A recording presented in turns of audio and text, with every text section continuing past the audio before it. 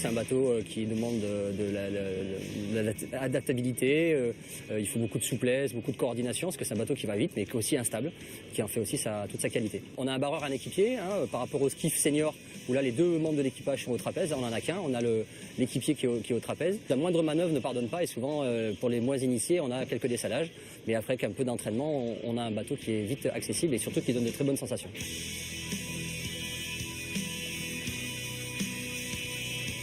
C'est un support qui est très très développé en France, qui demande beaucoup d'agilité aussi, de coordination, parce que là sur les deux membres d'équipage on peut être au trapèze selon les conditions. Là hier c'était un petit peu plus mou, il fallait beaucoup de coordination et le départ était déterminant, puisqu'il fallait, il fallait bien travailler sur le lancement. Et c'est très, très plaisant, et c'est un bateau très agréable, assez facile d'accès, qui pardonne assez bien les erreurs au niveau de l'assiette, au niveau de la conduite.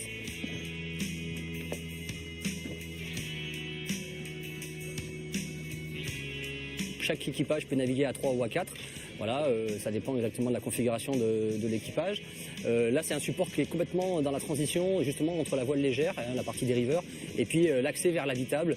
Et donc, c'est un bateau qui est très accessible, qui est assez fun. Il y a un gros spi sur le bateau. Donc, très rapidement, on a des très bonnes sensations. C'est vrai que sur ces petits airs, là, avec le clapot qu'on a dans la baie de Marseille, il faut travailler, être très attentif, très soigneux sur la conduite au niveau du bateau. Mais dès qu'il y a un petit peu d'air et qu'il y a un petit souffle de vent, aussi bien au près au portant, ça donne très vite des sensations. Et les jeunes s'éclatent sur cet engin.